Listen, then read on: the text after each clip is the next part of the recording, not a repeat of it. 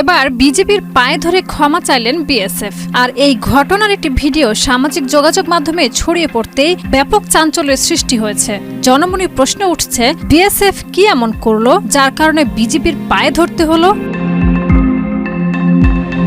সম্প্রতি ভারতীয় সীমান্তরক্ষী বাহিনী বিএসএফ এর 2 সদস্য অস্ত্রসহ আন্তর্জাতিক সীমান্ত অতিক্রম করে বাংলাদেশে প্রবেশ করে। অভিযোগ রয়েছে, ভারতীয় সীমান্তরক্ষী বাহিনী বিএসএফ এর 2 সশস্ত্র সদস্য আন্তর্জাতিক সীমান্ত অতিক্রম করে বাংলাদেশের অভ্যন্তরে প্রবেশ করে। তারা সরাসরি সীমান্ত পেরিয়ে সীমান্তবর্তী একটি বাংলাদেশি গ্রামে ঢুকে পড়েন এবং অভিযোগ অনুযায়ী কয়েকজন স্থানীয় কৃষককে ধরে নিয়ে যাওয়ার চেষ্টা করেন।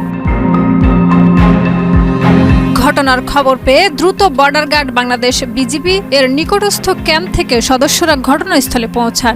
স্থানীয় জনসাধারণের সহায়তায় বিজিবি 2 বিএসএফ সদস্যকে আটক করতে সক্ষম হয়। পরে উভয় পক্ষের মধ্যে যোগাযোগ ও আলোচনার মাধ্যমে এবং বিএসএফ সদস্যদের অনুতপ্ত আচরণ ও ক্ষমা প্রার্থনার পর কূটনৈতিক ও নিরাপত্তা প্রটোকল মেনে তাদের বিএসএফ কর্তৃপক্ষের কাছে হস্তান্তর করা হয়।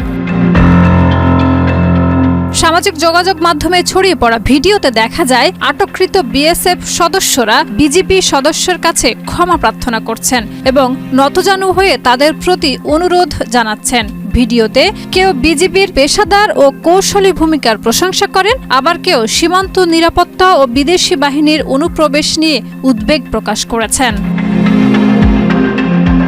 বিষয়টি নিয়ে এখনো পর্যন্ত সরকারি পর্যায়ে কোনো আনুষ্ঠানিক বিবৃতি না আসলেও সীমান্তে টহল ও নজরদারি বৃদ্ধি করা হয়েছে বলে জানা গেছে। বিশেষজ্ঞরা মনে করছেন, এই ধরনের ঘটনা 2 প্রতিবেশী দেশের মধ্যে পারস্পরিক আস্থা ও সহযোগিতার ক্ষেত্রে চ্যালেঞ্জ তৈরি করতে পারে। তাই ভবিষ্যতে আরও সতর্কতা ও সমন্বয়ের প্রয়োজন রয়েছে।